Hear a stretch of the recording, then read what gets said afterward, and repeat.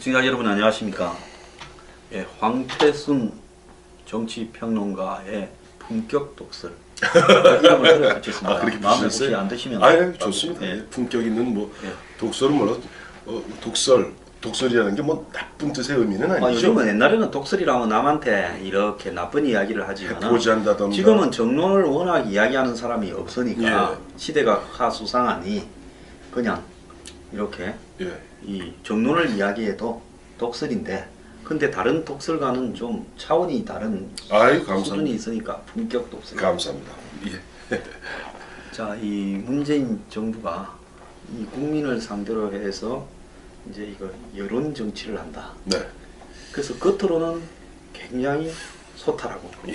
탈근이 소통 이야기를 하면서 실제로는 보면 하고 싶은 거는 지 마음대로 다 한다. 그러니까 외형상으로는 험벌하고 예. 내용적으로 보면 오소독스하다 이렇게 봐야 안 되겠습니까?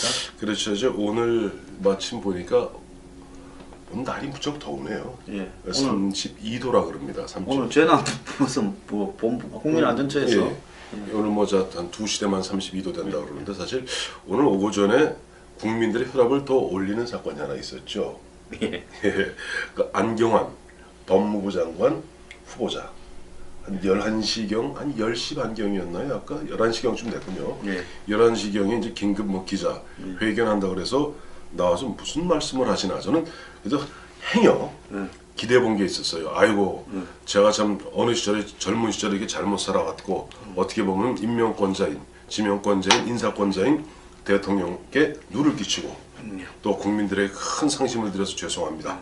평생 그래도 70평생 학자로 살아오면서 제 딴에는 열심히 살아왔습니다만은 이번에 보니까 제가 이런 사람인지 참 몰랐습니다. 라고 물러날 줄 알았어요.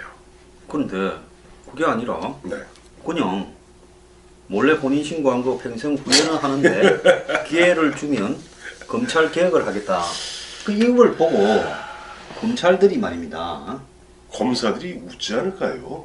아니 보니까 오늘도 안경환 후보자가 이제 한 10분 정도 기자회견하는데 내용은 세 가지예요. 20대 때 보면은 내가 뭐 사랑하는 여인 몰래 이 도장을 갖다가 위조해서 결혼 신고를 갖다 해서 그 여자 입장에서는 마른 하늘에 날벼락 아니겠습니까? 멀쩡한 처자가 어느 날 남의 마누라가 돼 있었던 거예요. 그래서 이 여자가 소송을 걸어서 유부녀가 된 거야, 유부녀. 솔직히 유부녀가 된 거예요. 그래서 유부녀가. 지금부터 한 40한 2년 전에 이렇게 저렇게 해서 결과적으로 그 여인이 승소했습니다. 예. 이게 혼인이 이제 무효가 되고 당연히 무효가 돼야죠. 예. 이 부분에 대해서 뭐 마음의 평생 뭐 빚으로 알고 살았습니다.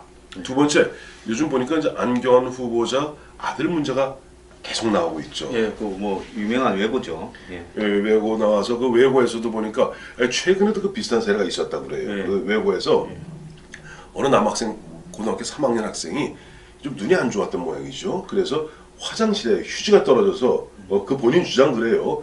여자 화장실 휴지 가지러 갔다가 들킨 거예요. 그래서 퇴학이 됐습니다. 근데 지금 이 안경환 후보자 아들 같은 경우는 고등학교 2학년 때 철저하게 남녀를 구분하고 있는 그 기숙사에 오너라. 예, 그러니까 여학생을 방으로 데려갔다. 자기 방으로 데려갔다. 그 퇴학돼야 되는데 뭐 어쨌든 탄원서를 뭐 전직 장관급이니까. 그러니까요. 국가인권위원장을 갖다 지낸 사람이니까 그 당시. 국가인권위원장이 아들 타약을 막아주는데 인권을 사용합니까? 네, 이 부분에 대해서도 그리고 또 하나는 사실 아들 문제도 있죠. 뭐 이번에 본인도 썼습니다만은 그 이중 국적 문제 때문에 아들아, 군대라는 것은 참 험악한 곳이다. 걱정하지 마라. 너에겐 또 다른 조국이 있지 않니? 미국에선 그러지 않는단다. 라고 글을 썼던 이런 부분들. 참 좌파들은 미국 좋아해요. 참 신기하죠. 반미는 다 하고 지도 미국 아니, 갔다 오고 이러면서 말로는 반미면 어떠냐, 미국에 반대한다, 뭐한다, 미국이라고 하면 마치 철천지 원수인 양 이야기하면서 정작 보면은 자신들 보면 이중 국적 문제, 거기다 또 미국 유학 보내는 문제 이런 부분은 굉장히 자기 자신한테는 뭐랄까 관대해요. 그 이석기도 그렇죠. 아들아 미국 가서 공부 열심히 하거라. 돈 보냈다. 돈 보냈다. 이 애빈 여기서 뭐 감옥살이를 하는 한이 있어도 참 보면 그 뭐랄까 이중잣대, 위선 이런 부분들을 갖고 우리 예전에 그 어른들이 이런 말씀하시지 않습니까? 요즘은 내로남불이란보다 더 좋은 표현이 있어요. 뭐냐니까 내가 바람풍해도 넌 바람풍하지 마라. 네. 원래 바람풍인데 발음이 잘 안 되는 바람이 안 돼. 아버지가 난 바람풍해 넌 바람풍하지 마라 하는 식으로 본인 말로는 보면 반미를 외치고 미제 어떤 철수를 외치고 하면서도 보면 꼭 보면은 아들아 너에게는 또 다른 조국이 있지 않니? 미국이라는 이 군대 사람들들 복지 않는 이런 식의 어떤 모습도 여기도 두리뭉실이 넘어갔어요. 또 최근에 보면 그 여성 비하 발언이 얼마나 심했습니까? 물론 뭐 저 안경원 후보자는 그런 얘기예요. 아 남성의 마초이즘을 갖다가 공격하기 위해서 내 생각에는 그렇게 남성들의 본질이 있으니까 뭐 이렇게 그러나 그건 흔히 하는 수법이죠. 옛날에 마강수 교수가 지금부터 한 20년 전에 가자 장미여관으로 거의 25년 됐습니다. 25년가 많이 됐네. 많이 됐죠. 가자 장미여관. 여관으로 그때 마강수 교수가 그 말을 한 부분은 네. 솔직히 이 대한민국 사회에 있는 성적 위선건, 그렇죠. 성적 이중적 행위 이런 부분을 욕망을 가감하게 까발리지 못하는 그런 세태를 갖다가 이 연대 학문적 업적도 좋은 분이었잖아요. 그렇죠. 전문가에 그거 했다가 재판 받고 완전히 감옥 가고 학교에서 감옥 가고 잘리고 완전 매장되고 나중에 복직했지만은 왕따 돼서 뭐 어영부영하다가 정년 퇴직을 했죠. 네. 지금 그런데 이번에 이 안경환 이 양반이 보니까 마강수의 재림 더하죠. 더하더만요. 더요. 그리고 특히 이런 것처럼 이런 대목에서는 사실은 우리가 대한민국의 국가인권위원장을 지냈고 그 다음에 서울대 법대 교수고 하는 그런 분이라면 예를 들어서 자 봐라 여자가 젊은 여인이 정신병자만 아니라면 굶어 죽는 법은 없다. 왜? 매출하면 되니까 라고 얘기해서는 안 돼요. 근데 이런 부분에 대해서 그동안 조금만 이야기 나와도 보면 벌떼같이 일어나서 여성 폄하한다, 성적 희롱한다. 자유한국당의 의원들이 얼마나 성누리당이라고 공격과 비난을 받았습니까? 당 이름을 새누리당에서 정누리당이라고 네, 했어요. 그런데 역대 자유한국당 의원들의 그런 어떤 성적인 어떤 행동들 부분들을 다 모아놓은 거 집대성한 것이 거의 집대성한 것보다 좀 많은 것이 이번에 안경원 후보자 이야기고 또 마침 말 나온 김에 그 탁현민 씨 아시죠? 알죠. 예, 지금 청와대 무슨 청와대 그저 행정관이죠. 행정관이가 아마 문재인 대통령 이미지 메이킹하는 뭐 아마 실무적으로 챙기는 모양인데 한 10여 년 전입니다만은 책 제목이 죽여요. 제가 찾아봤어요. 남자 마음 설명서. 그 여자의 뭐 아주 그참 담기 말하기 힘든 그런 이야기를 했는데 이것도 그냥 두리뭉술이 넘어가고 저는 그러면 그동안 인권을 이야기하고 여성을 이야기하고 남녀 평등을 이야기하고 양성 평등을 이야기해왔던 이른바 진보단체, 여성단체 또 더불어민주당 내에 있는 여성 의원들은 단 한마디를 안 해요. 그러니까 당대표가 또 누구죠? 당대표가 추미애. 예, 추미애 의원이 당대표입니다. 한마디를 안 해요. 사실 이 정도 되면요. 실제 뭔가 보면 최소한 남성 의원들은 모른다 하더라도 여성 의원들은 한마디 정도는 내부적으로 해줘야 돼요. 그런데 세상에 제일 보면 험악한 게 낯술에 취하면 뭐도 모른다는 거 아닙니까? 낯술보다 더 무서운 게 있습니다. 권력입니다. 아, 권력이. 권력에 취하면 아무것도 몰라요. 자 보세요. 지금 문재인 대통령 최근 보니 지지율이 오늘도 보니 한국갤럽에 나오니 83%라고요. 그러니 83, 84, 82, 83, 연 3주, 4주째 이렇게 80% 넘으니까 흔한 얘기로 그냥 뭉개고 가는 거예요. 아니 지지율만 높으면 지금 그야말로 이렇게 이 거의 포르노 드라피 작가급 되는 인물이나 그 다음에 이 혼인 위조범 뭐 더 나아가서 무슨 뭐 임금체불범 임금체불범 또 우리 시청자 여러분이 모르실 수 있으니까 이것도 얘기해야 되겠습니다. 그러니까 저 안경환 조대엽 최근에 문제 나왔던 것이 이제 김상곤 이제 이런 양반들 보면 어마어마하게 나. 김상곤은 교육부총리 되시겠다는 분이 보니까 박사 논문에 44개의 논문 표절이 있어요. 석사학위는 130군데 논문 표절이 있어요. 그리고 또 당시에 보면 교육감 할 때 비서실장이 4,900만 원을 갖다가 실제 보면 교육감이 활동하시는 게 힘드실까봐 뇌물을 받아서 썼다고 얘기하는데 본인이 몰랐다고 그래서 본인을 지금 모르는 새 하고 있어요. 그러니까 한마디로 비서실장이 덮어서고 그런 얘기 덮어쓴 거죠. 아니 그렇잖아. 뇌물을 받았으면 지가 쓰지.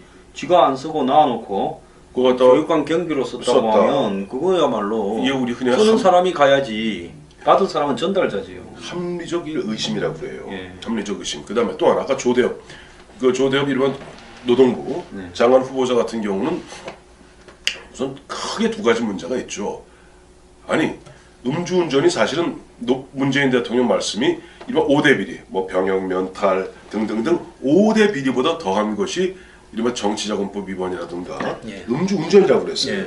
아시겠습니다만 조국 민정수석 같은 경우 과거의 글을 보면은 이철성 경찰청장 총장이 그때 후보자 때 운전했다고. 그거 했다고 이런 사람은 미국 같으면 인사청문 대상조차 되지 않는다. 그렇게 이야기를 했죠. 그런데 조대호 후보자는 예. 한 7, 8년 전에 0.1, 0.1이면 면허 취소입니다. 아니 그건 뭐 거의 만취입니다. 만취죠. 만취 상태로.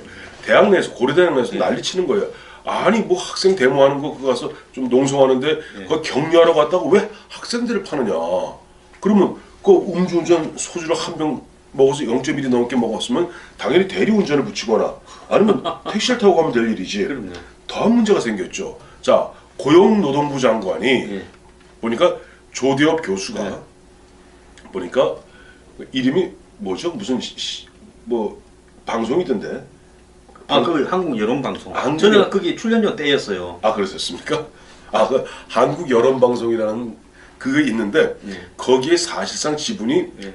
그 액면가로는 큰 대주주 51% 대주주의 한 반 정도를 갖고 있고 또 나머지 개인으로 들어간 부분의 한 24%. 즉 A라는 사람하고 이 조대엽 후보자가 거의 반반을 갖다 갖고 있는 사실상 그런 방송이에요. 그 사실 뭐 같은 공동 주인이더만. 예, 그래? 거의. 아 가보셨으니 아시겠네요. 야, 거기에 보면 여성이 아마 제가 볼 때 그때 여성이 대표라 했어요. 그 A씨라는 분이. 예, 그 예. 아마 진모라는 네. 건데 그분하고 이분하고가 처음에는 반반하다가 네. 나중에는 리서치 21이라는 여론조사 회사 같은 그렇죠. 거 하나 만들어서 거기도 거기가 또 반을 갖고 있는데 거기도 또 반반이에요. 반반이에요. 그러면 사실 뭐 엄격하게 따지면 51대 49 정도로 거의 갖고 있으면 사실 공동주인 양대주주라고 봐야 근데 되고. 본인은 이렇게 얘기하죠. 지금 조대엽. 아 저는 그냥 거기 사회이사로 등록됐는지 이번에 알았습니다. 근데 그때 갖고 있던 지분이 돈으로 한 사람은 뭐 23%인가가 네. 4조 9천억? 네. 4조 4조. 4억 9천만 원. 네. 이거 뭐 그렇다면 그거는 예사로운 지분 소유자가 아닌 거죠. 근데 저기 벌써 이제 야당에서 나오는 것이 좋다. 그렇다면 그 돈 원천 이른바 초기 투자금 어떻게 마련했는지 이것도 밝혀야 될 부분이지만 더 문제가 되는 것이 뭐냐니까 거기에 얼마 전에 이제 그 문을 닫았어요. 예, 올해 닫았더라고요. 닫았는데 체불임금이 4천만 원인가 3,900만 원인가 돼요. 그래서 그쪽에서 직원들이 나 돈 떼었으니까 돈 좀 찾아주세요 하고 노동청에 고발한 겁니다. 그 회사 문 닫으면서 직원들 월급 떼먹고 닫는 게 제일 악질인데 거기에 양대 주주로서 직원들 면담도 하고 예. 대표처럼 행동했다는 직원들 진술도 있잖아요. 그렇죠. 근데 저 출연료까지 떼먹을 정도고 그런 사람들이라면 제가 이거 저기 조대엽 저기 몰랐네 이 장관 내정자한테 내 네. 출연료 달라고 연락 좀 해야 돼. 예. 전화번호 아시는 분 좀 연락. 자 보세요. 그러니까 바로 그와 같은 문제가 없도록 만들어주는 것이 노동부 장관인데 노동부 장관 후보자가 거기에 걸려 있고 나도 임금 체불이네. 그다음에 그야말로 우리나라의 어떤 성범죄라든가 이런 범죄들을 갖다가 기강을 바로 잡아야 될 법무부 장관의 지금 후보자로 오른 분이 바로 안경원 후보자고. 그 다음에 또 한 명 더 있습니다. 정현백이라는 분은요. 아까 조금 이따 얘기했죠. 어, 이거 보니까 아까 그 얘기는 하도 많아가지고. 하도 많아갖고 우리 또 한 사람 아까 말씀하셨던 교육부총리가 되실 분이 보면은 논문 표절 왕창 하시고 비서실장은 돈 받고. 자 이런 분은 기강이 있겠습니까? 전 좋아요. 예를 들어서 이낙연 국무총리라든가 처음에 강경화 후보자 잘 통과 안 됐죠. 그 다음에 뭐 처음에 나왔던 김상조 후보자 같은 경우는 당시 청와대에서 이런 얘기했습니다. 아유 저희가 지금 이번에 대통령직 인수 인계도 못하는 너무 급박한 상황이다 보니까 검증이 좀- 검증이 소홀했습니다라고 이야기했고 또 뭐 저도 뭐 여러 군데서 이야기하면서도 일정 부분 약간 한 수 접어줬어요. 그럼 그럴 수도 있다. 그러니까 처음에 보면은 뭐 조국 민정수석이 왔다고는 합니다만은 공직기강이라든지 그 실제로 그걸 검증해야 될 비서관이 온 것은 일주일 뒤니까 그럴 수도 있다고 봐요. 그런데 자 보세요. 지금 말씀드렸던 조대엽, 안경환, 김상권 언제 며칠 안 됐습니다. 즉 오늘로서 거의 이제 40일이 다 돼갑니다. 문재인 정부 출범한 지 37일째, 38일째니까. 그렇다면 그동안 뭐 했습니까? 검증 안 했습니까? 청와대 조국 민정수석은 뭐 했습니까? 그러면 대통령께 그렇게 어떻게 보면 제대로 검증도 안 한 부분을 갖다가 보고를 했단 말입니까? 참 보니까 저는 이런 부분에서 이렇게 했으면은 뭔가 좀 변해야 된다고 생각하는데 문 대통령이 처음에 보면 지난 5월 26일이던가요? 대통령 되시고 얼마 전에 문제가 되니까 그 당시 임종석 비서실장이 그랬죠. 아유 그거요. 우리 빵 한 조각 닭 한 마리에도 사연이 있어요. 이낙연 국무총리 때. 그렇게 이제 위장 전입 문제가 둘이 뭉술이 넘어가려고 그랬고 그 다음 날 문 대통령이 수석 보좌관 회의에서 말씀을 했죠. 아 그래 그 5대 원칙이라는 것은 원칙이고 실제 구체적 사례는 다를 수 있다라고 얘기했어요. 좋습니다. 그렇다면 최소한 처음에 그런 분들이 그러다 손치더라도 그런 부분에 대해서 뒷사람들은 검증을 제대로 했었어야 되고 두 번째 이런저런 문제를 놓고 어쨌든 국회 인사청문회 과정에서 이런 문제가 드러났으면 국민의 대표요 국민의 대기관인 국회에서 나온 부분은 겸허하게 귀를 기울여야 됩니다. 그런데 지금 청와대라든가 대통령 말씀은 그건 참고용이다. 이거 조대엽 같은 경우에 네. 사회 이사를 한다 하더라도 일반 교수님이 네. 사회 이사를 한 개 이상 이렇게 하면 학교에 얼마 내놔야 된다. 내놓고 보고해야 돼요. 아니 내놔야 된대. 예. 자기가 사회 이사를 하도 여러 개 뛰던 사람이 많아가 교수는 부업이고 사회 이사가 주업인 사람이 있으니까 일체 밖에 가서 돈을 고정적으로 받는 활동은 전부 신고를 하고 학교에다가도 얼마를 내놔야 되는데 이거는 사회 이사 정도가 아니라 공동 오난데 그걸 학교에다가 이야기 안 했으면 옛날에 말입니다. 예. 그 황모선 교수 있었잖아요. 예. 황상민 교수입니까? 그 사람이 밖에 예. 뭐 신고 안 했다 해가 학교에서 네. 문제가 돼서 그렇죠. 정리됐지 않습니까? 뭐 그렇죠. 다른 정치적 이유가 있었을 수도 있는데 그런데 마찬가지로 조대엽은 이 사회이사가 불신고한 의무를 넘어서서 교수가 부업이고 실제 방송국의 사장을 사실상 사장이죠. 사실상 사장 역할을 수행했다라는 거는 있을 수가 없는 거예요. 그것도 임금 체불까지 했다면 참. 그럼 문제는 5대 결격 사유가 아니라 이제 늘려서 포르노 그래피 작가 응? 안 된다. 그 다음에 결혼 위조 안 된다. 좀 7대 결격 사유에 임금 체불 안 된다. 8대 9대 이제 학교에 밖에서 사장하는 거 말 안 하면 안 된다. 이런 것까지 더 추가해야 되는 거 아니에요? 추가하면 뭐예요? 그거는 참고용일 뿐인데. 참고용 바로 지금 가장 큰 문제가요. 이런 겁니다. 지금 보면 야당에서 지금 문재인 대통령과 지금 정부를 갖다 공격하는 것이 내로남불. 내가 하면 로맨스고 남이 하면 불륜이냐 이 얘기가 계속 얘기하고 있지 않습니까? 바로 그겁니다. 처음에 이른바 5대 결격 사유를 갖다가 이야기한 것은 누가 강요한 게 아닙니다. 문재인 대통령이 후보 시절에 자기가 공약에 올리고 뭐. 지금 이러저렇게 하도 많은 게 있는데 이명박근혜 정부 뭐 그분들은 이제 입만 열면 이명박근혜 정부를 얘기하십니다만 이명박근혜 정부에서 하도 이런 게 많아서 대표적인 최소한의 마지노선으로 최소한의 선으로 만든 게 5대 비리라고 그랬어요. 그리고 이거보다 더 심하게 아까 말씀드렸던 정치자금법이라든가 그 다음에 음주운전이라든가 근데 이런 걸 정해놓으면 뭐합니까? 막상 되시고 나서는 그거는 원칙일 뿐이고 구체적 기준은 따로 정해야 된다. 또 지금 김진표 위원장이 있는 국정기획자문위원회에서는 구체적으로 만든다고 난리 아닙니까 지금? 뭐 이제서 또 구체적으로 완화시켜가 좀. 그것도 맞추더만요. 조대비 겨냥해서 네. 2번까지는 봐주자. 그 다음에 사망사고 안 났으면 봐주자. 사고 안 났으면 또 저기 뭐 강경화 겨냥해서 위장 전입도 무슨 뭐 착한 위장 전입, 나쁜 위장 전입 나누자. 또 2005년을 기준으로 납주자. 김상곤이 겨냥해서 표절도 2008년부터 교육부가 강한 이전의 표절은 한국 사회의 관행이었다. 지금까지 제일 그 좌파들이 비판했던 게 뭔가 하면 보수의 썩은 기득권 사회가 이 관행적으로 부패를 조장해왔다. 그래서 문재인 대통령이 후보 때 왜 5대 결격 사유를 공약 집어넣겠어요? 촛불 시위로 박근혜 정권이 부패 의혹으로 무너져 가니까 우리는 그런 정권하고는 다르게 진짜 깨끗하고 진짜 아주 그냥 처녀처럼 청순한 정권이다. 나도 이제 좀 포르노는 아니더라도 근처에 가는 표현을 조금 위험했어요. 네, 표현을 좀 쓰려고 그럽니다. 안경환식 표현을 좀 예. 사용하면. 그래서 그렇게 이야기를 하려고 그 말을 했는데 막상 까니까 뭐 박근혜 정권 때는 기껏해야 무슨 투기 부동산 뭐 위장전입 100억 이런 건데 이제는 지금까지 듣도 보도 못한 비리 유행이 터지고 있다는 거예요. 그러니까 하도 하니까 사람들이 요즘은 참 점입 가경이다 하는 표현을 쓰더라고요. 예. 안 그래도 어제 저녁 때 또 오늘 뭐 사람들 만나 보니까 점입 가경 가면 갈수록 참 진귀한 구경거리가 나온다. 점입 가경이다. 그리고 하나 좀 희한한 게 네.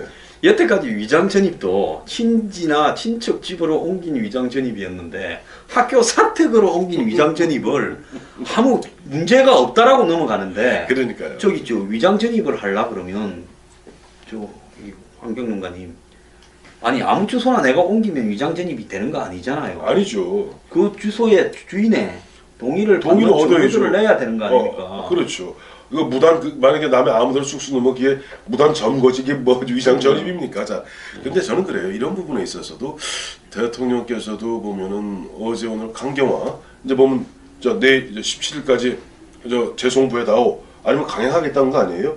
또 오늘 안경환 후보자 저런 식으로 우정 보면 기자회견까지 하면서 사실상 저한테 이번에 기회를 주신다면 제가 이번에 검찰을 개혁하고 법무부가 탈검사화하는데 여생을 바치겠다. 근데 이런 게 있습니다. 저는 93년에 당시 김영삼 대통령 이제 문민정부 쫙 출범하고 정말 어마어마하게 막 휘둘렀죠. 어마어마하게 휘둘렀을 때 그 양반 딱 취임하자마자 그때는 이제 저 장관이 요즘 청문회가 없을 때입니다.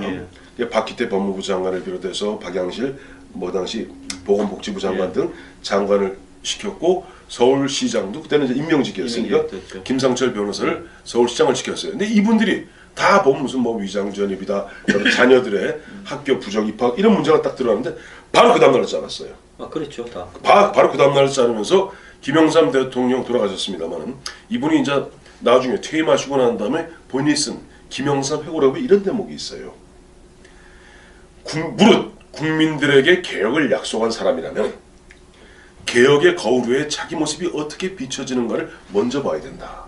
아 좋은 말씀입니다. 예, 저 그런 부분에서 이런 문제가 나왔을 때 좀 야당 탓할 아니 그러면 이렇게 나오는 이런 인사들 놓고 뭐 야당이 그러면 야당이 아유 그래도 뭐 생각보다는 훨씬 준수하네요. 이 정도야 뭐 약까지요. 뭐 통합이다. 대통령 뜻으로 받아서 통과시키십시오. 야당이 그렇게 하면 대한민국 야당 문 닫아야지. 문 닫아. 저는 어제 박주선 국민의당 비대위원장 그 말씀했잖아요. 만약 이런 식으로 청문회는 그야말로 참고 사항에 불과할 뿐이다 얘기한다면 청문회 열 필요 없다. 아니 그렇다면 왜 의원들이 나와서 보면 나름대로 그 뭐 보면 자료를 요구하고 그다음에 나름대로 그 조사해서 그 뭐 의원들이 후보자 무슨 흔한 얘기로 뭐 망신 주기 위해서 그러는 거 아니거든요. 왜 그 한 사람 한 사람 의원들도 보면은 자기가 국민을 갖다 국민을 대신해서 그야말로 국민들로부터 위임받은 그런 권한을 행사하는 겁니다. 근데 이것이 보면 야당이 뭐 발목을 잡는다. 지금 보면 대통령께서는 내가 허공에 손을 갖다 휘젓는 그런 느낌이다. 이런 말씀하시고 사실상 보면 그냥 강행해버린다면 이건 인사청문회 제도 자체. 인사청문회 제도도 김대중 정부 시절인 2000년에 처음으로 이제 국무총리 등에 대해서 인사청문회 제도 도입됐고 2005년에 전 장관들에 대해서 인사청문회가 도입된 거 아닙니까? 이게 노무현 정부 시절입니다. 그럼 인사청문회 제도를 갖다 사실상 무력화시키는 거예요. 이러시면 안 됩니다. 국가 권력이 대통령 권력만 권력이고 국민이 선출한 국회의원은 권력이 아니라고 그러면 이야기하고 싶은 건가? 이거 좀 봐야 되는데요. 그래 아까 그 정현백 후보자 얘기는 또 무슨 말씀? 그 사람은 천안함 폭침 이런 부분에서 북한계 아니다 이런 말을 하지 않았습니까? 그 예전에 그런 얘기 했었죠. 그 우리 2010년 3월 26일 당시 천안함이 이제 뭐 이제 북한의 그 어뢰 공격으로 가라앉은 거 아닙니까? 격침됐잖아요. 그런데 그때 보면 저 진보 좌파에서는 아니다. 미 항공모함에 핵잠수함에 부닥쳤을 수도 있다. 뭐 어쩌다 저쩌다. 아니 북한이 했다는 증거가 어디 있느냐? 라고 얘기했는데 결과적으로 기억하시겠습니다만 당시 우리 그 쌍끌이 어선이 일거리 올린 어뢰 조각에 1번이라고. 1번이라고 그때 1번이라고 그러니까 뭐라고 그랬어요? 좌파 쪽에서 진보자. 북한에서는 1번이라는 표현을 안 쓴다고 그랬어요. 근데 나중에 그거 쓴 게 나왔지 않습니까? 장성 때기 때입니다. 그거 보니까 북한에서 대놓고 1번이라는 표현을 씁니다. 그걸 떠나서 당시 그 천안함 폭침 우리가 오이사 조치를 취하기 전에 전 세계 스웨덴 등 스웨덴 16개 나라. 그러니까 그 스웨덴은요 예. 그 중립국가입니다. 그리고 이미 예. 평양에도 대사가 그 국교가 정상화되어 있는 나라예요. 예. 그 스웨덴 굳이 등 한국 편을 들 필요가 없는 나라에서 조사했더니 이것은 예. 어뢰에 의한 폭침이 틀림없다라고 예. 된 부분인데 거기에 대해서 정현백 당시 교수가 예. 그 유엔인가요? 어디 나가서 그 얘기했죠? 예. 그래서 뭐라고 그랬나요 그때? 북한이 소행 임무를 갖다가 네. 부정을 했죠. 그렇죠. 예. 자, 이러고 나니까 지금 보면 과연 이 정현백 교수 물론 보면 뭐저 일반 진보 좌파 쪽에서 굉장히 보면 뭐 맹렬하게 뛰었던 그 어떤 교수입니다만은 그러저러한 부분에 과연 정현백 그 여가부 장관 예. 이 적합한 사람인가? 또 하나는 이런 게 있어요. 정현백 교수 얘기 나오니까 갑자기 이 생각이 납니다. 예. 그날 그 정현백 교수 후보자 발표하는 거 2번 발표한 거 기억나세요? 청와대에서. 나 그거 몰랐네. 아, 그렇죠. 예. 2번 했어요? 그날 2번 했어요. 2번 했는 게 박수현 그 당시 대변인이 예. 그리고 이번엔 이제 대통령이 직접 발표한 게 아닙니다. 박수현 대변인이 이제 정현백 교수가 여가부 장관으로서의 적합한 인물이다라고 얘기하면서 한일 위안부 협정 재협상 등 현안을 이렇게 브리핑을 했어요. 난리가 났죠 기자들이.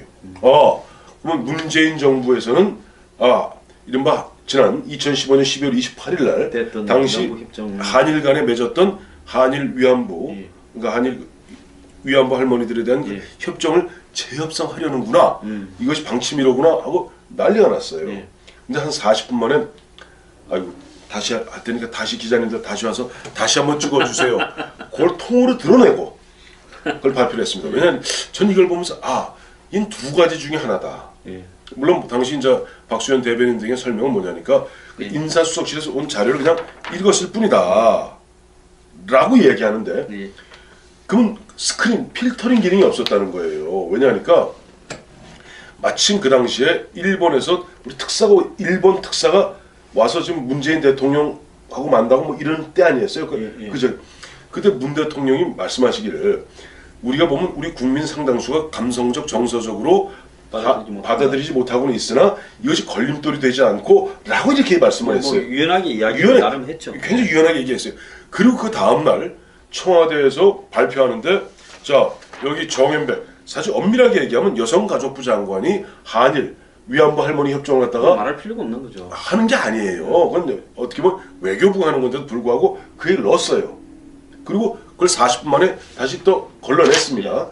그래서 국민들 앞에 이렇게 얘기한 것은 필터링 기능이 없거나 즉 비서실장을 비롯한 그 어떤 핵심 포스트를 제대로 못 걸러냈거나 아니면 전 약간 이중 플레이 아닌가. 그런데 이 종신대 문제 대책협의회 회장을 했는데 그렇죠. 이걸 갖다가 하면서 그 실질적으로 활동했다라는 부분을 여성부 장관 경력에 강조하는 부분에 대한 좀 조화스러움 이분이요. 그때 그 뭡니까 천안함 폭침 부정한 부분이 미국 의회에서 했어요. 맞아요. 미국에서 했어요. 미국 의회에서 그 정말 기가 찬 일이었고 이것 말고도 이분이 뭐 국가보안법 반대 폐지해야 된다 하고 그 다음에 더 나아가서 한 총령 합법화도 이야기를 했습니다. 그래서 이 정도의 색깔이 한쪽으로 치우쳐 있는 사람을 이렇게 장관으로 임명하면서 이것도 여성부 장관을 굳이 그 사람 아니고도 진짜 여성부 장관을 할 만한 사람 한국에 잘난 여성분들 굉장히 많을 건데 그렇게 할 이유가 뭐냐. 그건 궁극적으로 사람을 놓고 자리를 만드는 거 아니냐. 저는 그렇게 봅니다. 저는 일종의 시그널이라고 봐요. 뭐냐니까 자 보세요. 아까 말씀하셨습니다만은 정현백 교수가 이분이 무슨 예를 들어서 아까 천안함 폭침 말씀하셨습니다. 군사 전문가가 아닙니다. 이거 정신대 예전에 정신대 문제라고 그랬어요. 요즘 저 위안부 할머니 그 대책 회장을 할 정도라면 또 이분이 여태까지 해온 그런 행적들로 봤을 때 예를 들어서 여가부 장관을 갖다가 정현백 교수를 시키고 지명하고 예. 거기서 굳이 본 브리핑을 통해서 한일 예. 간에 이른바 위안부 할머니 이 문제로 재협상을 하다 운운하면서 일단 우리 실수한 척하고 빼는 거 있잖아요. 예, 이걸 저는 치고 빠지기라 그럽니다. 예. 치고 빠지면서 히트앤드런. 히트앤드런 이 기정사실화 시켜놓은 거예요. 앞으로 보세요. 이게 뭐냐 이런 겁니다. 사드 문제도 참 뭐부터 우리가 문제가 터졌죠? 보고누라. 보건누락이에요. 아니 국방부가 그다음 지난번 우리 지지난주에 얘기했습니다만은 아니 한 포대가 6대인 걸 누가 아무도 모를 사람 없는데 뭐 2기는 배치돼 있고 4기가 이 문제 갖고 보고누라 하더만은 조사 TF 만든다더만은 범정부 그다음에 환경이 환경 그다음에 전략 환경도 아니고 일반 환경 평가를 가면서 이제 보면 공공연하게 아 미국도 과하면서 23개월 근데 미국 과하면 23개월 그거 아니거든요. 예, 그렇게 어쨌든 그런 식으로 어떤 슬슬 끌면서 요만한 문제 갖고 쫙 퍼뜨려가는 거예요. 이번에도 저는 정현백 후보자를 놓고 또 그런 식의 어떻게 보면 의도적 실수 이른바 치고 빠지기 아닌가. 그러니까 외교부는 뭘 좀 해보려 하는데 이제 여성부가 나서서 중심대 할머니들 위안부 할머니들 입장에서 문제를 제기하기 문제를 제기하고 예. 그다음에 지금 보면 이 문재인 정부의 특성이 뭐냐니까 예전에 문재인 대통령께서 대통령 되시기 전에도 그 얘기했습니다. 촛불 민심 이퀄 국민 민심 이퀄 등등등등등등. 그래서 이 어떤 외부에서 압박을 가함으로써 어떻게 보면 국민들이 선출한 의회를 압박해 버리는 거예요. 제가 요즘 이거를 보면서요. 과거에 로마가 공화정에서 이제 황제의 예? 전제 제정 독재로 가면서 케사르로 가면서 그러면서 이제 원론을 무력화시킬 때 보면 이 로마 시민들한테 빵과 서커스 즉 서커스가 그거 아닙니까 저 이 글래디에이터 검투사죠. 예. 그리고 이제 식량만 열심히 주고 그 다음에 뭐 성적 방종을 예?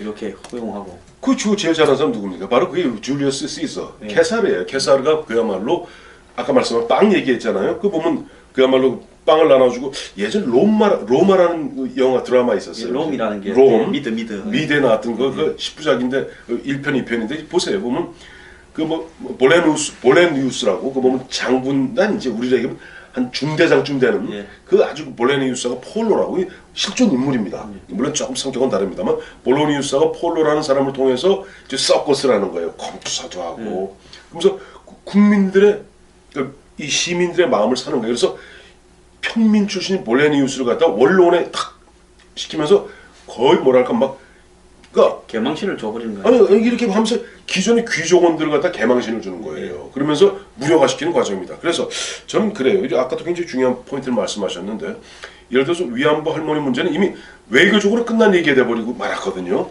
그러니까 이걸 어떻게 바꾸기 위해서 어떻게 하나 여가부를 갖다 지렛대로 이용하는 겁니다. 저도 그렇게 하고. 그래서 지렛대를 이용하면서 의도적으로 정현백 교수 탕탕 치고 가면서 지금 어떻게 보면 문재인 대통령께서는 80%가 넘는 지지율을 바탕으로 밀어붙이기라고 있는 겁니다. 근데 이걸 잘 알아두셔야 됩니다. 자, 안 그래도 오늘 문재인 대통령께서 83%가 나온 2017년 오늘이 6월 16일자 금요일입니다.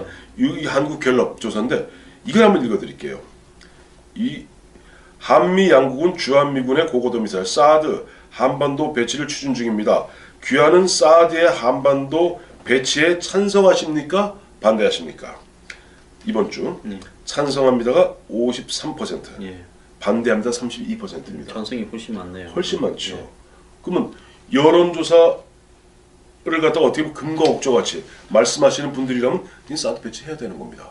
그렇죠? 둘째, 역대 정부 마찬가지입니다. 지금 문재인 대통령 83%, 84% 지지율을 기록하고 있습니다. 단일 기록으로 제일 높았던 분은 YS예요. 특히 제일 높았던 것이 오늘 아침에 찾아보니까 1993년 9월 10월경입니다. 그러니까 우리 기억하시겠습니다만은 금융실명제 전격적으로 막 아침에 발표해버렸죠. 빡 저녁때입니다. 빡 발표하고 나니까 대통령 이게 치솟은 거예요. 86%입니다. 그러나 1년 지나면 반으로 떨어져요. 심지어 지금 감옥에 가 있는 박근혜 전 대통령도 18개월차 1년 반 때까지는 52%. 세월호 침몰한 당일까지도 뭐 64%또 어떤 데서는 70%가 넘었죠. 넘었어요. 넘었고 제일 짜게 먹인다는 데가 한국갤럽인데 한국갤럽으로 봐도 52%입니다. 그런데 그것이 2년 지나면 과반 이하로 떨어지는 것은 그거는 역대 흐름입니다. 그러면 그때 가서 어떻게 하시려고 그러세요? 그렇기 때문에 이런 부분에 있어서는 무엇보다도 대통령께서 단순히 그야말로 랜덤 샘플하는 여론조사, 내가 좀 지지율이 이렇게 높고 좀 이렇게 하니까 자, 힘으로 밀어붙이면 된다, 이렇게 하지 마세요. 문 대통령께서도 본인도 국회의원 하셨잖아요. 근데 제가 요즘 보면요, 이게 백약이 무효하고 충원은 역이나 이어신인데, 예? 예. 그다음에 양약은 고구이나 예. 이어뱅이요. 예. 근데 이 말이 필요가 없는 것 같아요. 쓴소리를 해도. 왜냐하면 전 정확하게 노무현 정권의 데자뷰가 보입니다. 그때보다 조금 대중을 다루는 방식이 세련됐다는, 예? 이 감성 코드나 이 소통 행보나 이런 부분이 거칠지 않고 좀 정제되고 기획이 잘 됐다. 이 부분이 지금 이 형식이고요. 지금 문재인 대통령의. 하지만 내용상으로 보면 하늘이 두 쪽 나도 누가 뭐래도 마이웨이하고, 노무현 대통령 탄핵됐을 때 나왔던 이야기 기억합니까? 부패한 국회가 어떻게 개혁을 하겠다라는 대통령을 탄핵시킬 수 있느냐. 근데 이 말은 말이 안 되는 이야기인데 이 말들을 언론들이 TV에서 전파를 했어요. 근데 국회의원은 부패하고 정권은 깨끗하다라고 이야기하는 이 양분법이 이게 논리적으로 얼마나 정말 국민들을 바보로 만드는 논리입니까? 근데 그게 통했잖아요. 왜냐니까 아까 말씀하셨는데, 다시 뭐 옛날 얘기 참 해서 그렇습니다만은, 노무현 대통령이 탄핵될 무렵에 집권당이었던 열린우리당은 50석이 조금 넘었어요. 근데 왜 그런 일이 벌어졌습니까? 이미 그 당시에 노무현 정부, 참여정부 시작하자마자 최도술, 여택수, 양길승, 차례대로 다 갔잖아요. 감옥 가고, 그 다음에 보면은 당 대표였던 정대철 대표 그 당시 구속되고 이런 분위기에서 결국 이런 것들이 터지니까 당시 노무현 대통령이 약간 승부수 아닌 승부수를 건 게 좋다. 그렇다면 대선 자금을 다 까자 그런 거예요. 다 까졌지. 그리고 그때 대선 자금을 다 까는데 어떻게 보면 칼잡이 노릇을 한 게 놀랍게도 그 당시 노무현 대통령의 사법고시 동기인 안대희 중수부장입니다. 다 깠어요. 근데 다 까다 보니까 어떤 일이 벌어졌습니까? 그때부터 이제 원래는 집권당으로 몰려오던 이른바 집권당의 부패, 신권력, 노무현 대통령 그 주변에 있는 사람한테 막 밀려오던 칼날을 다 까자고 이 선거 자금으로 돌려버리니까 이게 양쪽으로 분산된 겁니다. 집권당으로도 가지만 당시 야당이었던 한나라당으로 간 거예요. 근데 보니까 이 얘기 좀 달라지거든. 그때 노무현 대통령이 유명한 말씀을 하십니다.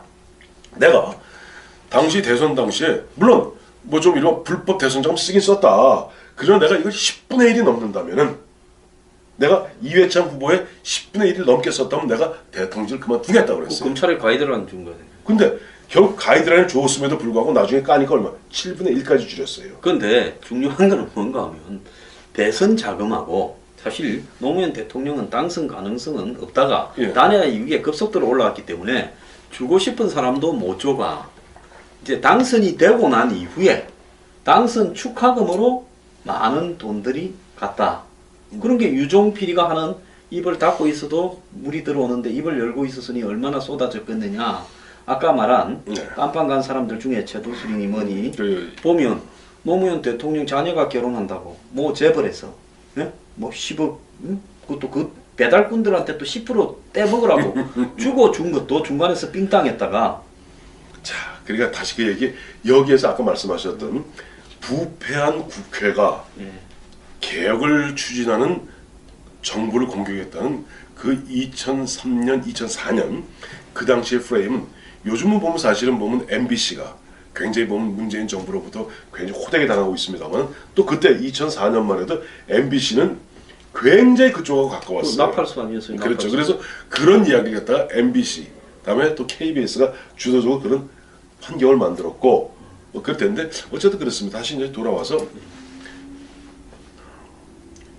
사실은 권력이 긴 것 같고 강한 것 같지만 그렇지 않습니다.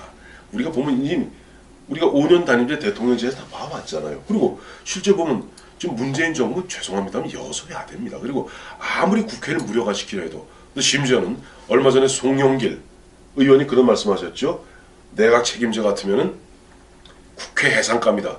예전에 뭐 그런 얘기도 있었습니다만, 그런 식으로 어떻게 국회를 적대시하고 그 국가 운영이 제대로 되겠습니까? 제가요 이제 마지막으로 일부 노무현 대통령이 취임식을 하는 날 2003년 뭐 2월 한 28일 2월 25일이죠. 25일은 저하고 이제 이 권노갑 고문하고 네. 이렇게는 나는 가기 싫어서 안 갔어요. 초청 장판하는데 권노갑 고문도 뭐 그전에 감방 갔다 오고 반노에 서서 고생 많이 했잖아요. 힘들었죠. 그래서 이제 이 진동 아파트 동부 이천동 빌라에 비통동 아파트에 네. 갔어요. 네. 그래서 둘이 이제 이렇게 앉아가 TV를 보셨고. 착잡한 마음으로 취임식을 보는데 예. 노 대통령이 쭉 이래가지고 이제 가니까 그때 그 노갑 고문이 저는 요즘 뭐 소원해져서 안 봅니다만은 그분을 제가 만난 이래 참 보기 드문 맹언을 한 번 했어요. 뭘까요? 저 양반이 오늘이 권력의 정점이고 내일부터 내리막이라는 걸 알면 참 나중에 변할 건디. 근데 그로부터 몇 달 뒤 이분 또 갔어요. 또 갔죠. 네, 또 국립대학에 또 갔어요. 그러니까 감방 갔다는 얘기입니다. 네. 그런데 나중에 노무현 대통령은 돌아가셨습니다. 일본에 입주하죠? 일부는 이걸로 마치겠습니다. 예. 감사합니다.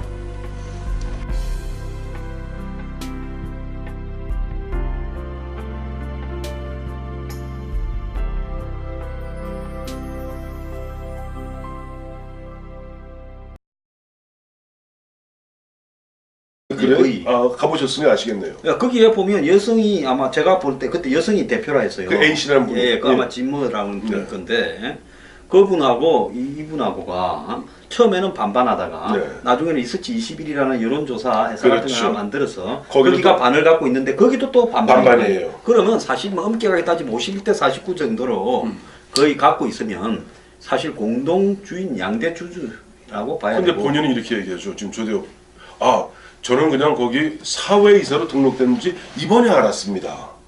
근데 그때 갖고 있던 지분이 돈으로 한 사람은 뭐 23%인가가 네. 4조 9천억? 네. 4조 4억 9천만 원. 네. 이거 뭐 그렇다면 그거는 예사로운 지분 소유자가 아니고요. 근데 저기 벌써 이제 야당에서 나오는 것이 좋다. 그렇다면 그 돈 원천 이른바 초기 투자금 어떻게 마련했는지 이것도 밝혀야 될 부분이지만 더 문제가 되는 것이 뭐냐니까 거기에 얼마 전에 이제 그 문을 닫았어요. 예, 올해 닫았더라고요. 닫았는데 체불임금이 4천만 원인가 3,900만 원인가 돼요. 그래서 그쪽에서 직원들이 나 돈 떼었으니까 돈 좀 찾아주세요 하고 노동청에 고발한 겁니다. 그 회사 문 닫으면서 직원들 월급 떼먹고 닫는 게 제일 악질인데 거기에 양대 주주로서 직원들 면담도 하고 예. 대표처럼 행동했다는 직원들 진술도 있잖아요. 그렇죠. 근데 저 출연료까지 떼먹을 정도고 그런 사람들이라면 제가 이거 조대엽 몰랐네. 이 장관 내정자한테 내 네. 출연료 달라고 연락 좀 해야 돼. 예. 전화번호 아시는 분 좀 연락.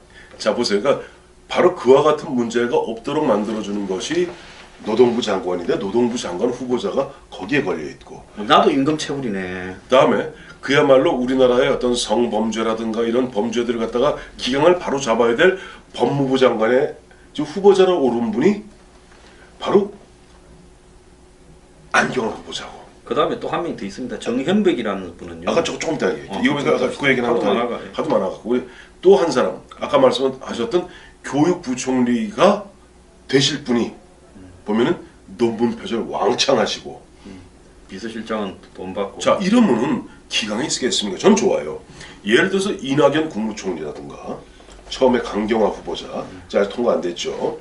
그 다음에 뭐 처음에 나왔던 김상조 후보자 같은 경우는 당시 청와대에서 이런 얘기했습니다. 아유 저희가 지금 이번에 대통령직 인수 인계도 못하는 너무 급박한 상황이다 보니까 검증이 좀 소홀했습니다라고 이야기했고 또 뭐 저도 뭐 여러 군데서 이야기하면서도 일정 부분 약간 한 수 접어줬어요. 그럼 그럴 수도 있다. 그러니까 처음에 보면은 뭐 조국 민정수석이 왔다고는 합니다만은 공직기강이라든지 그 실제로 그걸 검증해야 될 비서관이 온 것은 일주일 뒤니까 그럴 수도 있다고 봐요. 옛날에 마강수 교수가 지금부터 한 20년 전에 가자 장미 여관으로 거의 25년 됐습니다. 25년 많이 됐네. 많이 됐죠. 가자 장미여관. 여관으로 그때 마강수 교수가 그 말을 한 부분은 네.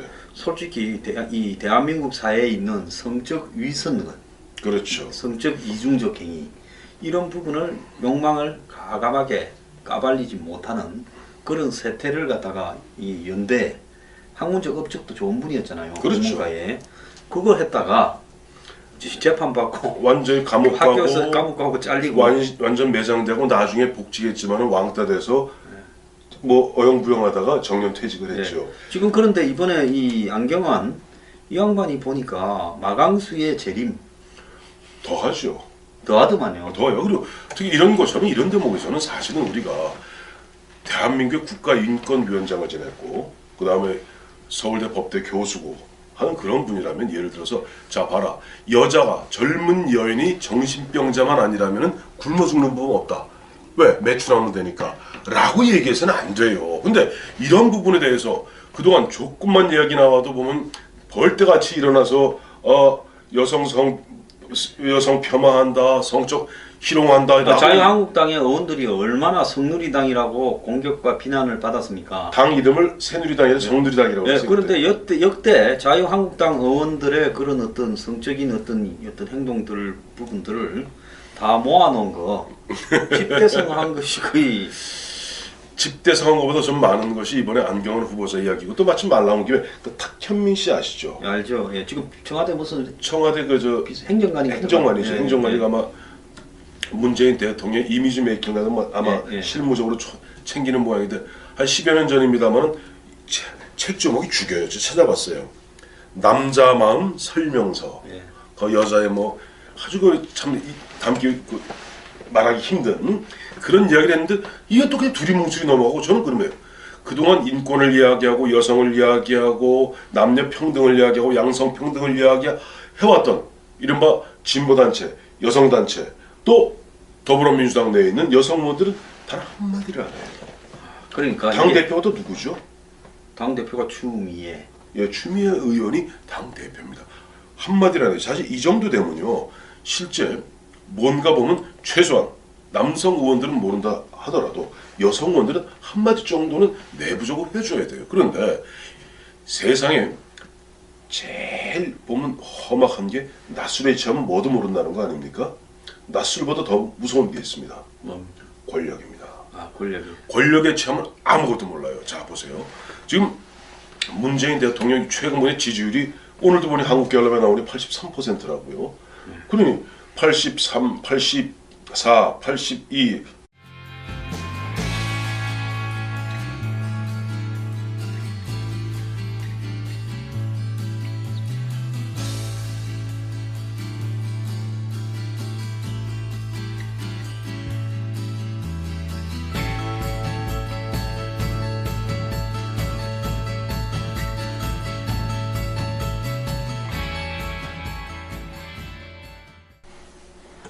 시청자 여러분 안녕하십니까? 예, 황태순 정치평론가의 품격 독설 이름을 들어 붙였습니다. 그렇게 마음에 붙이셨어요? 혹시 안 드시면 아예 좋습니다. 예. 품격 있는 뭐 예. 독설은 몰라.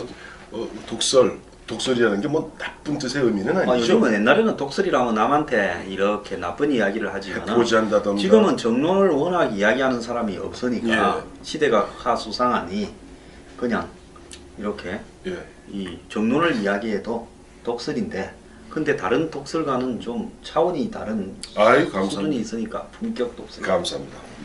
예. 자, 이 문재인 정부가 이 국민을 상대로 해서 이제 이거 여론 정치를 한다. 네. 그래서 겉으로는 굉장히 소탈하고 예. 탈근이 소통 이야기를 하면서 실제로는 보면 하고 싶은 거는 지 마음대로 다 한다. 그러니까 외형상으로는 흠벌하고 예. 내용적으로 보면 오소독스하다 이렇게 봐야 안 되겠습니까? 그렇죠. 이제 오늘 마침 보니까 오늘 날이 무척 더우네요. 예. 32도라 그럽니다. 30. 오늘 재난 무슨 뭐 본부 국민안전처에서 예. 오늘 한 2시대만 32도 된다 그러는데 사실 오늘 오고 전에 국민들의 혈압을 더 올리는 사건이 하나 있었죠. 예.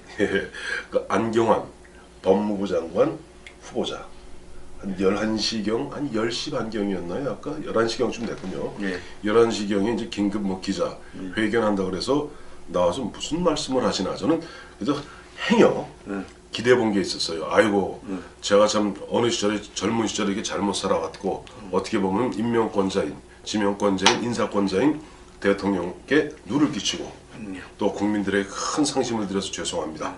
평생 그래도 70평생 학자로 살아오면서 제 딴에는 열심히 살아왔습니다만은 이번에 보니까 제가 이런 사람인지 참 몰랐습니다. 라고 물러날 줄 알았어요. 그런데 그게 아니라 네. 그냥 몰래 본인 신고한 거 평생 후회는 하는데 기회를 주면 검찰 개혁을 하겠다. 그 이걸 보고 검찰들이 말입니다. 검사들이 웃지 않을까요? 아니 보니까 오늘도 안경환 후보자가 이제 한 10분 정도 기자회견하는데 내용은 세 가지예요. 20대 때 보면은 내가 뭐 사랑하는 여인 몰래 이 도장을 갖다가 위조해서 결혼 신고를 갖다 해서 그 여자 입장 83, 연 3주 4주째 이렇게 80% 넘으니까 흔한 얘기로 그냥 뭉개고 가는 거예요.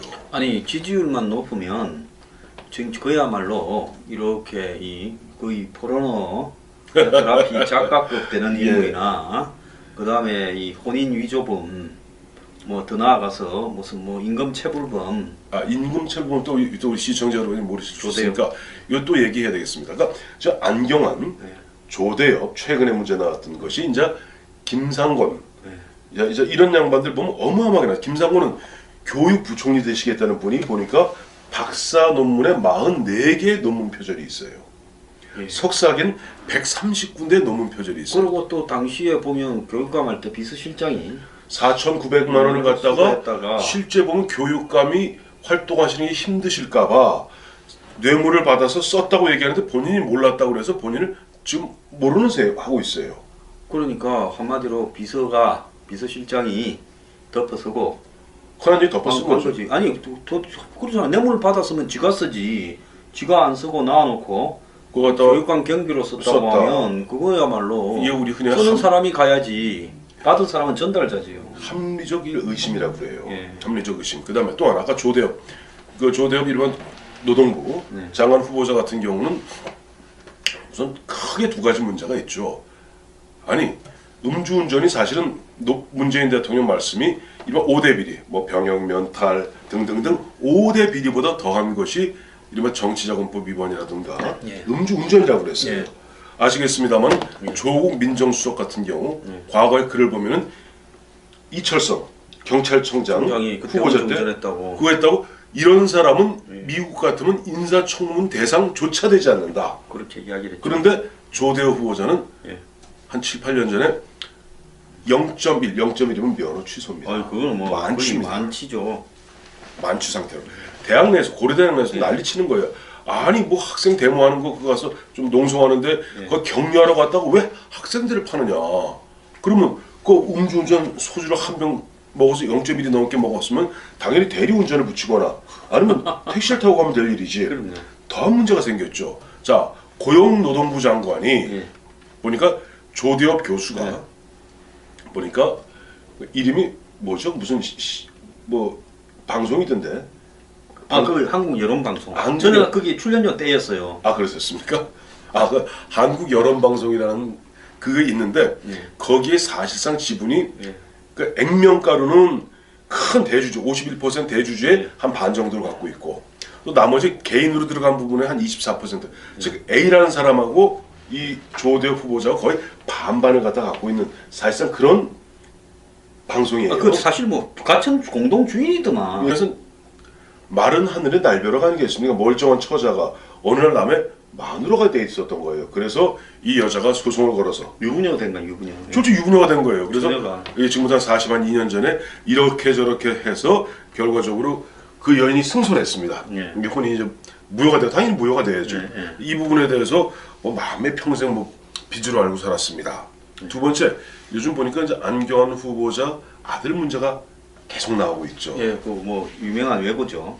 외고 나와서 그 외고에서도 보니까 최근에도 그 비슷한 사례가 있었다고 그래요. 그 외고에서 어느 남학생 고등학교 3학년 학생이 좀 눈이 안 좋았던 모양이죠. 그래서 화장실에 휴지가 떨어져서 그 본인 주장 그래요. 여자 화장실에 화장실 휴지 가지러 갔다가 들킨 거예요. 그래서 퇴학이 됐습니다. 근데 지금 이 안경환 후보자 아들 같은 경우는 고등학교 2학년 때 철저하게 남녀를 구분하고 있는 그 기숙사에 오너라. 유학생을 방으로 데려갔다. 자기 방으로 데려갔다. 그게 퇴학돼야 되는데 뭐 어쨌든 탄원서를 썼는데 뭐 전직 장관급이니까. 그러니까요. 국가인권위원장을 갖다 지낸 사람이니까 그 당시. 국가인권위원장이 아들 타약을 이렇게 막아주는데 인권을 사용합니까? 네, 이 부분에 대해서도 그리고 또 하나 사실 아들 문제도 있죠. 뭐 이번에 보면 본인도 썼습니다만은 이중 국적 문제 때문에 아들아 군대라는 것은 참 험악한 곳이다. 걱정하지 마라. 너에겐 또 다른 조국이 있지 않니? 미국에선 그러지 않는단다. 라고 글을 썼던 이런 부분들. 참 좌파들은 미국 좋아해요. 참 신기하죠. 반미는 다 하고 지도 미국 아니, 갔다 오고 이러면서 말로는 반미면 어떠냐, 미국에 반대한다, 뭐한다, 미국이라고는 마치 철천지 원수인 양 이야기하면서 정작 보면은 자신들 보면 이중 국적 문제, 거기다 또 미국 유학 보내는 문제 이런 부분에 굉장히 자기 자신한테는 뭐랄까 관대해요. 그 이석기도 그렇죠. 아들아 미국 가서 공부 열심히 하거라. 돈 보냈다. 돈 보냈다. 이 애빈 여기서 뭐 감옥살이를 하는 한이 있어도 참 보면 그 뭐랄까 이중잣대, 위선 이런 부분들을 갖고 우리 예전에 그 어른들이 이런 말씀하시지 않습니까? 요즘은 내로남불이란보다 더 좋은 표현이 있어요. 뭐냐니까 내가 바람풍해도 넌 바람풍하지 마라. 네. 원래 바람풍인데 발음이 잘 안 되는 바람이 안 돼. 아버지가 난 바람풍해 넌 바람풍하지 마라 하는 식으로 본인 말로는 보면 반미를 외치고 미제의 어떤 철수를 외치고 하면서도 보면 꼭 보면은 아들아 너에게는 또 다른 조국이 있지 않니? 미국이라는 이 군대 사람들들 복지 않는 이런 식의 어떤 모습들 여기도 두리뭉실이 넘어갔어요. 또 최근에 보면 그 여성 비하 발언이 얼마나 심했습니까? 물론 뭐 저 안경원 후보자는 그런 얘기예요. 아 남성의 마초이즘을 갖다가 공격하기 위해서 내 생각에는 그렇게 하는 남성들의 본질이 있으니까 뭐 이렇게 그러나 그건 흔히 하는 수법이죠.